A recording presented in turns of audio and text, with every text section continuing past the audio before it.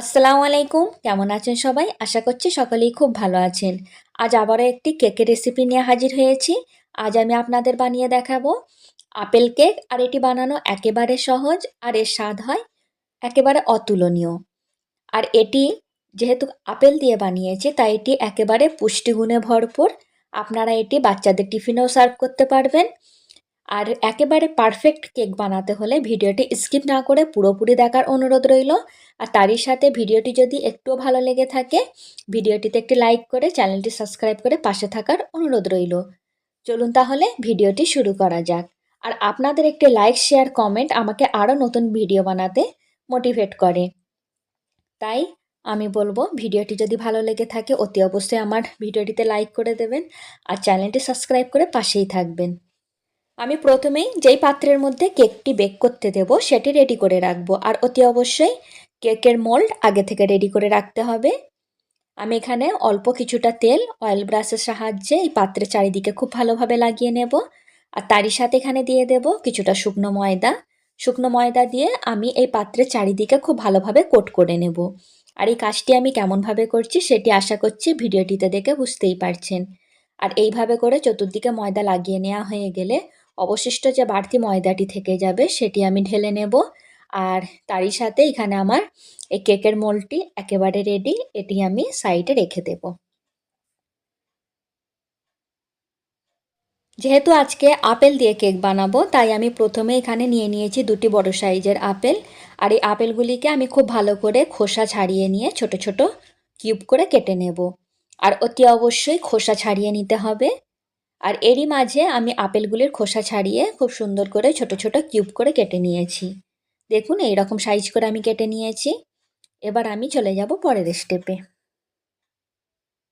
এবার আমি আপেলগুলি প্রথমে একটু ভেজে নেব, তার জন্য আমি কড়া গরম করে নিয়েছি। এবার আমি ডাইরেক্টলি এর মধ্যে টুকরো করে রাখা আপেলগুলো দিয়ে দিলাম। আর তারই সাথে দিয়ে দিলাম হাফ টেবিল চামচ চিনি। এখানে আপেলগুলি খুবই মিষ্টি ছিল, তাই আমি হাফ টেবিল চামচ চিনি অ্যাড করেছি। আপনাদের আপেলগুলির যদি মিষ্টি একটু কম থাকে, সেই ক্ষেত্রে এখানে চিনির পরিমাণটা একটু বাড়িয়ে নিতে হবে। এই পর্যায়ে গ্যাসের ফ্লেম মিডিয়াম রেখে অনবরত নাড়াচাড়া করে প্রায় 3 থেকে 4 মিনিট আমি এই আপেলগুলি ভেজে নেব। পুরোপুরি সিদ্ধ করার প্রয়োজন নেই, যেহেতু আমরা কেকের মধ্যে দিয়ে বেক করব, তখন পুরোপুরি সিদ্ধ হয়ে যাবে। আর এরই মাঝে 4 মিনিট হয়ে গিয়েছে, এটি আমি ওভেন থেকে নামিয়ে ঠান্ডা করে নেব। এবার আমি কেকের জন্য ব্যাটার তৈরি করে নেব। তার জন্য আমি এখানে নিয়ে নিয়েছি একটি রুম টেম্পারেচারে থাকা ডিম। আর ডিম যদি ফ্রিজের মধ্যে থেকে থাকে, কেকটি বানাবার প্রায় 1 ঘন্টা আগে ফ্রিজ থেকে বার করে নিয়ে রুম টেম্পারেচারে আসার পর তারপরেই ডিমটি ব্যবহার করতে হবে, নাহলে কেকটা একেবারেই ভালো হবে না। এবার আমি এর মধ্যে অ্যাড করে দেব 2 টেবিল চামচ সাদা তেল। এখানে যেই তেলের মধ্যে কোনো ফ্লেভার থাকে না, সেই তেল ব্যবহার করতে হবে। আপনারা চাইলে এখানে বাটারটাও ইউজ করতে পারেন। এবার আমি এর মধ্যে দিয়ে দেব হাফ কাপ চিনিকে আমি পাউডার করে নিয়ে এখানে অ্যাড করেছি। আপনারা চাইলে এখানে আস্ত চিনিটাও অ্যাড করতে পারেন। এবার আমি এই সমস্ত উপকরণ খুব ভালো করে একটু মিশিয়ে নেব। এখানে ফোম করার প্রয়োজন নেই, এখানে ডিমের কালারটা একটু চেঞ্জ হয়ে গেলেই হবে। আর দেখুন, বেশ কিছুক্ষণের মধ্যেই কিন্তু এখানে ডিমের কালারটা একটু সাদা মতো হয়ে গিয়েছে। এই পর্যায়ে আমি এখানে অ্যাড করে দেব হাফ কাপ লিকুইড দুধ। এখানে আমি দুধটি আগে থেকে ফুটিয়ে নিয়ে নর্মাল রুম টেম্পারেচারে এনে তারপরেই অ্যাড করছি। আবারও আমি এই দুধ এই সমস্ত উপকরণের সাথে খুব ভালোভাবে মিশিয়ে নেব। আর বেশ কিছুক্ষণের মধ্যেই দেখুন এখানে সমস্ত উপকরণ খুব ভালোভাবে মিশিয়ে নেওয়া হয়ে গিয়েছে। এবার আমি এর মধ্যে শুকনো উপকরণগুলি অ্যাড করে দেব। তার জন্য আমি এখানে প্রথমেই নিয়ে নেব একটি চালনি। চালনিটি এই পাত্রের উপর দিয়ে রেখে দেব। এবার আমি এর মধ্যে দিয়ে দেব 1 কাপ ময়দা। এখানে ময়দা দেওয়ার পর আমি এখানে অ্যাড করে দেব 1 চা চামচ বেকিং পাউডার। আর বেকিং সোডা এখানে অ্যাড করব 1/4 চা চামচ। আর তারই সাথে দিয়ে দেব একেবারে 1 চিমটি লবণ। কেউ যদি কেকের মধ্যে লবণ পছন্দ না করেন, সেই ক্ষেত্রে এখানে লবণটা স্কিপ করতে পারেন। এবার আমি সমস্ত উপকরণ খুব ভালো করে চেলে নেব। আর এরই মাঝে সমস্ত উপকরণ চেলে নেওয়া হয়ে গিয়েছে। এবার আমি এর মধ্যে অ্যাড করে দেব 1 চা চামচ ভ্যানিলা এসেন্স। এবার আমি একটি হ্যান্ড হুইক্সের সাহায্যে সমস্ত উপকরণ খুব ভালোভাবে মিশিয়ে নেব। আর একই ডাইরেকশানের মধ্যে ঘুরিয়ে নিয়ে সমস্ত উপকরণ খুব ভালোভাবে মিশিয়ে নিতে হবে। আর এরই মাঝে দেখুন সমস্ত উপকরণ আমি খুব ভালোভাবে মিশিয়ে নিয়েছি। আর এই পর্যায়ে এই ব্যাটারের ঘনত্বটা আমি আপনাদেরকে একটু দেখিয়ে দেব। দেখুন, ব্যাটারের ঘনত্বটা ঠিক এই রকম হবে। আর প্রতিটা জিনিসের যদি মাপ আপনারা ঠিক রাখেন তাহলে আপনাদেরও কেকের ব্যাটারটা ঠিক একইভাবে পারফেক্টলি তৈরি হবে। এবার আমি হ্যান্ড হুইক্সটা উঠিয়ে নিচ্ছি। আবারও আমি একটু কাছ থেকে আপনাদেরকে এই ব্যাটারের ঘনত্বটা দেখিয়ে দিচ্ছি। দেখুন আমি স্প্যাচুলার সাহায্যে উপর থেকে ফেলছি আর এটি একেবারে রিবনের মতো হয়ে পড়ছে। এর ফলে বুঝে নিতে হবে ব্যাটারটি একেবারে পারফেক্টলি তৈরি হয়েছে। এবার আমি এটি সরাসরি আগে থেকে যে বেক করার জন্য পাত্রটি রেডি করে রেখেছিলাম সেই পাত্রের মধ্যে ব্যাটারটি ঢেলে দেব। আর ব্যাটারটি তৈরি করে নিয়ে বেশিক্ষণ রাখা যাবে না, তাই অতি অবশ্যই তৈরি করে নেওয়ার সাথে সাথে যেই পাত্রের মধ্যে আপনারা কেক বেক করতে দেবেন সেই পাত্রের মধ্যে ঢেলে দিতে হবে। আর এরই মাঝে আমি সমস্ত ব্যাটার এই পাত্রের মধ্যে ঢেলে দিয়েছি। এবার আমি এই পাত্রটি হালকা হাতে একটু ট্যাপ করে নেব। যদি এর মধ্যে কোনো এয়ার বাবল থেকে থাকে সেটি বেরিয়ে যাবে, তাই অতি অবশ্যই এই স্টেপটি ফলো করতে হবে। আর এরই মাঝে আমি পাত্রটি খুব ভালোভাবে ট্যাপ করে নিয়েছি। এবার আমি আগে থেকে যে আপেলগুলি ভেজে রেখেছিলাম সেটি পুরোপুরি ঠান্ডা হয়ে গিয়েছে। এবার আমি এই টুকরো করে রাখা আপেলগুলি এই ব্যাটারের উপর দিয়ে চারিদিক থেকে খুব ভালোভাবে দিয়ে দেব। এইখানে আপনারা যদি আরও বেশি পরিমাণে আপেল দিতে চান সেই ক্ষেত্রে আপেলের পরিমাণটা কম বেশি করে নিতে পারেন। আর এরই মাঝে সমস্ত আপেলের টুকরো ব্যাটারের মধ্যে দিয়ে দেওয়া হয়ে গিয়েছে। এবার আমি এই কেকটি বেক হওয়ার জন্য বসিয়ে দেব। আমি কেক বেক করার জন্য আগে থেকে প্রেসার কুকারের মধ্যে লবণ দিয়ে তার মধ্যে একটি স্টিলের স্ট্যান্ড দিয়ে 10 মিনিটের জন্য প্রিহিট করে নিয়েছি। এই পর্যায়ে গ্যাসের ফ্লেম আমি অফ রেখেছি। অফ রেখে আমি এখানে কেকের ব্যাটারের পাত্রটি এর মধ্যে দিয়ে দেব।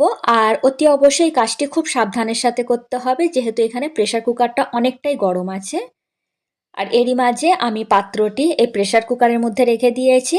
এবার আমি এর ঢাকাটি বন্ধ করে দেব। আর অতি অবশ্যই এই কুকারের ঢাকনার মধ্যে যে রাবারটি থাকে সেটি খুলে নিতে হবে আর হুইসেলটা রাখতে হবে। এবার আমি এই প্রেসার কুকারের ঢাকাটি বন্ধ করে দেব।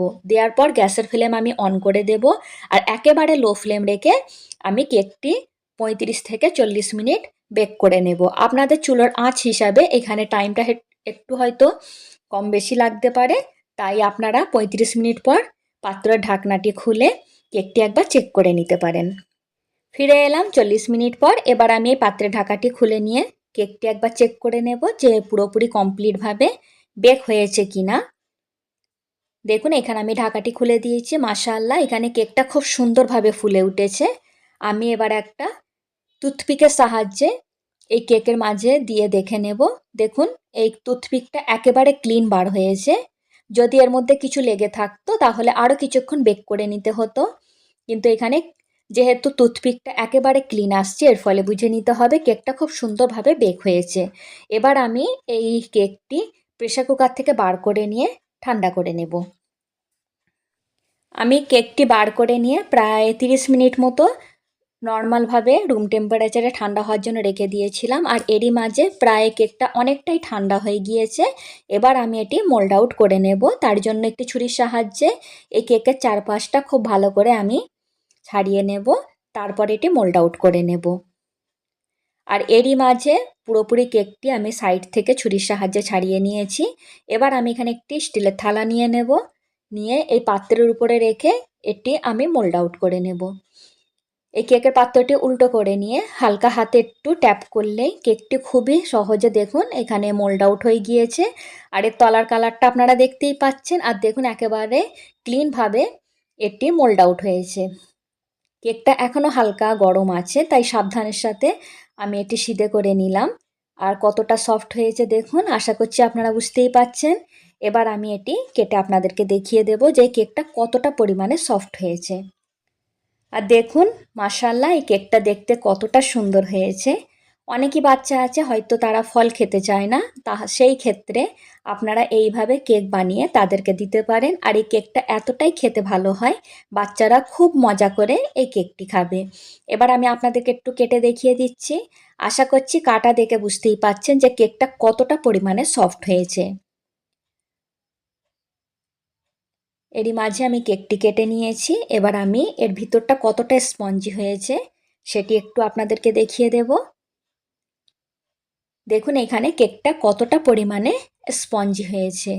আশা করছি ভিডিওটিতে দেখে আপনারা বুঝতে পাচ্ছেন। আর এই রকম যদি পারফেক্ট কেক বানাতে চান প্রতিটি মেজারমেন্ট আপনাদেরকে ফলো করতে হবে। আর এই রেসিপি আপনারা ট্রাই করার পর আমাকে জানাতে ভুলবেন না যে আপনাদেরকে এই রেসিপিটি কেমন লাগলো। ফিরে আসবো এরকম আরও সহজ ভিডিও নিয়ে। তাই এরকম সহজ ভিডিও পেতে আমার চ্যানেলটি সাবস্ক্রাইব করতে একেবারেই ভুলবেন না।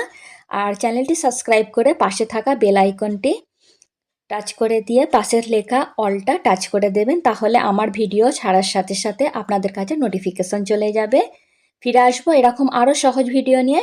ততদিন সুস্থ থাকবেন, ভালো থাকবেন। আল্লাহ হাফিজ।